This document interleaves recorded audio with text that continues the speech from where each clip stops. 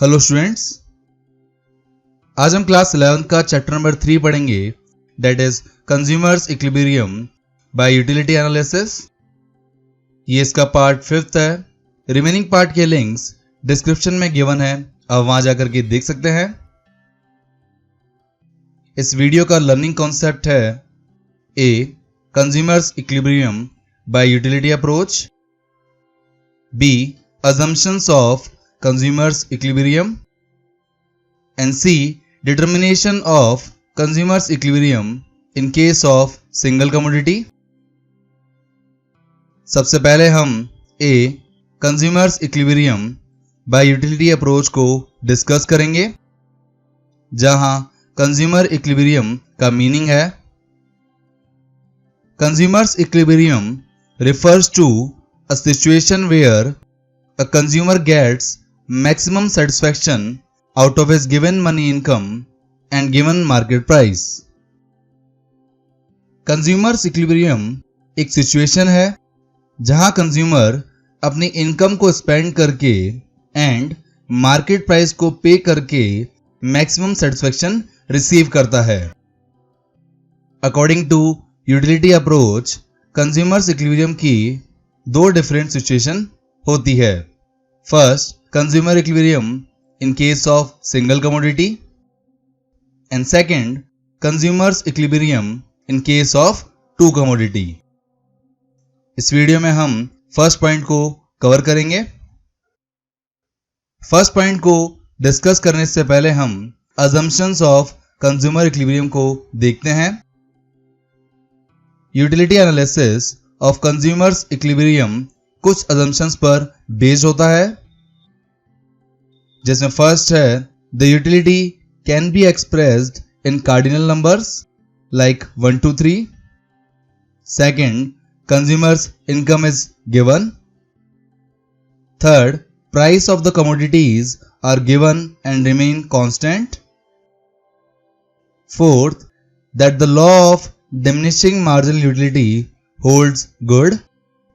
And fifth, that the consumer behaves rationally and aims at the maximization of his satisfaction। इन सभी points को follow किया जाता है जब आप कंज्यूमर्स इक्विलिब्रियम को कैलकुलेट करते हैं। द नेक्स्ट देखते हैं determination of consumer's equilibrium in case of single commodity, जिसमें सबसे पहले बेस देखते हैं। When a consumer buys a single commodity having one use, his behavior is guided by law of diminishing marginal utility। जब एक consumer एक single commodity को single use करने के लिए परचेज करता है, तो उसका behaviour law of diminishing marginal utility के थ्रू गाइड होता है। द नेक्स्ट है फैक्टर्स। एक कंज्यूमर का किसी कमोडिटी का परचेज करने का डिसीजन 3 फैक्टर्स पर डिपेंड करता है। First, price of a commodity, जिसे PX से डिनोट किया जाता है। Second, marginal utility of commodity, जिसे हम MUX से डिनोट करेंगे। यहां X का मतलब एक कमोडिटी से है। And third, marginal utility of money, जिसे हम MUM से डिनोट करेंगे। यहां मार्जिनल यूटिलिटी ऑफ मनी का मीनिंग है it is a rupee worth satisfaction that a consumer expects to gate.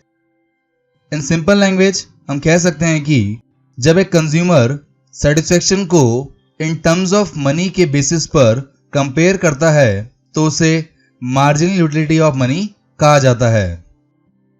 For example, जब एक कंज्यूमर को ₹1 स्पेंड करने से 1 यूटिल्स का सेटिस्फेक्शन रिसीव होता है, तो यहां 1 यूटिल्स को मार्जिनल यूटिलिटी ऑफ मनी कहा जाएगा।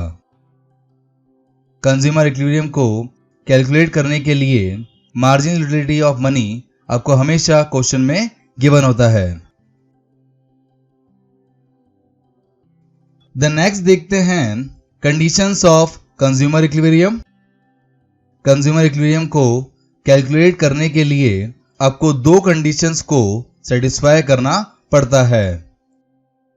First, marginal utility of X commodity upon marginal utility of money का ratio price of X commodity के इक्वल होना चाहिए, और हम कह सकते हैं कि MUX upon PX equal to MUM होना चाहिए।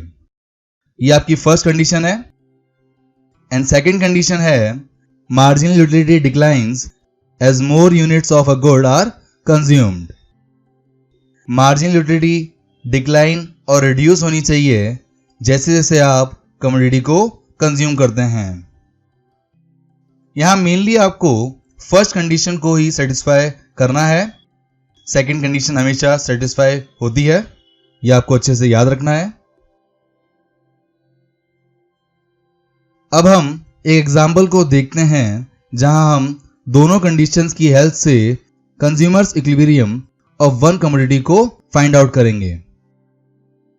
एग्जाम्पल में आपको A प्राइस ऑफ कमोडिटी, जिसे हम PX कहते हैं, equal to ₹4 per unit given है। B marginal utility of money, जिसे हम MUM कहते हैं, इक्वल टू 1 यूटिल्स गिवन है, जो आप ₹1 स्पेंड करने पर रिसीव करते हैं। एंड साथ ही आपको X की डिफरेंट यूनिट्स कंज्यूम करने से कितनी मार्जिनल यूटिलिटी रिसीव होती है वो भी गिवन है। आपको यहां इन सभी इंफॉर्मेशन की हेल्प से कंज्यूमर्स इक्विलिब्रियम को फाइंड आउट करना है। सबसे पहले हम सॉल्यूशन में कॉलम्स बनाएंगे। देन हम जानते हैं कि consumers equilibrium in case of single commodity को फाइंड आउट करने के लिए आपको दो कंडीशंस को सेटिस्फाई करना होता है। फर्स्ट कंडीशन है MUX upon MUM equal to PX होना चाहिए, एंड सेकेंड है MUX डिक्लाइन होना चाहिए। यहां एग्जाम्पल में हमें X कमोडिटी की डिफरेंट यूनिट्स गिवन है एंड आपको X कमोडिटी की मार्जिनल यूटिलिटी भी गिवन है। यहां हम देख सकते हैं कि X की एडिशनल यूनिट को कंज्यूम करने से मार्जिनल यूटिलिटी कंटिन्यूसली डिक्रीज हो रही है, इसलिए यहां पर आपकी सेकेंड कंडीशन सेटिस्फाई हो चुकी है। अब हम फर्स्ट कंडीशन को सेटिस्फाई करेंगे, जिसके लिए हम सबसे पहले MUX अपॉन MUM को कैलकुलेट करेंगे। एग्जाम्पल में आपको MUM equal to 1 utils given है। अब हम MUX को MUM से डिवाइड करेंगे, जिससे वैल्यू आएंगी फर्स्ट कमोडिटी 1 यूनिट पर 12, सेकेंड यूनिट पर 10, ऐसे ही रिमेनिंग यूनिट्स पर 8, 6, 4, 2 एंड 0। अब हम price of X commodity which is equal to 4 per unit given है, उसको आप लास्ट कॉलम में लिखेंगे।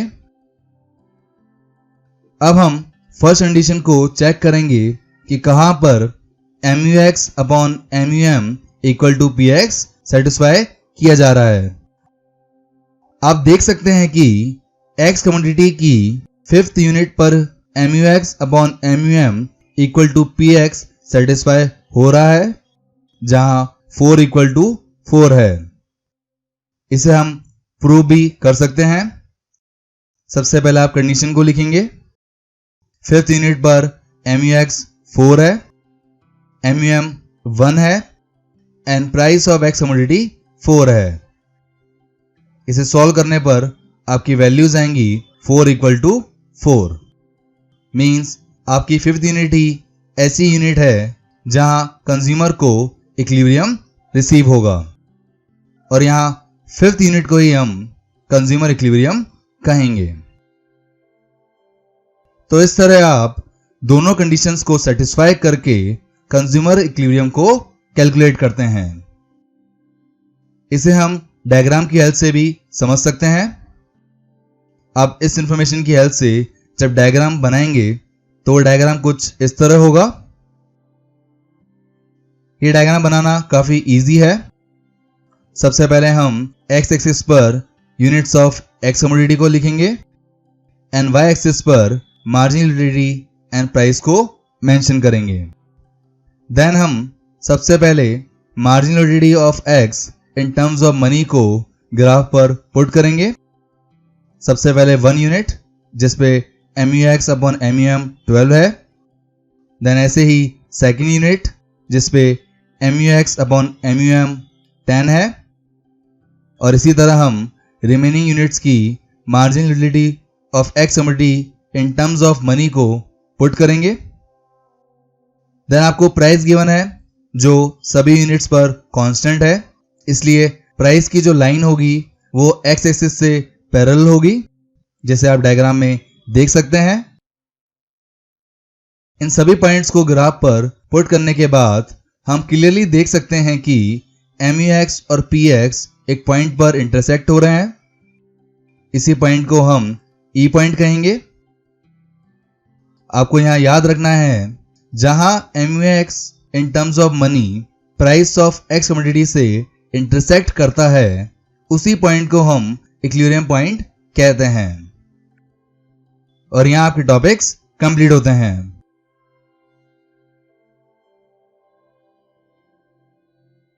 पार्ट नंबर 6 का लर्निंग कॉन्सेप्ट है question of consumer equilibrium in case of single commodity. So thank you guys for watching this video. अगर ये video अच्छा लगे तो लाइक कीजिए। For more videos subscribe my channel success heat. आप इस चैप्टर के नोट्स को डाउनलोड कर सकते हैं जिसका PDF लिंक डिस्क्रिप्शन में गिवन है। आप हमें फॉलो कर सकते हैं फेसबुक, इंस्टाग्राम एंड व्हाट्सएप पर for questions, queries and updates के लिए। And click on bell icon for daily updates. Thank you.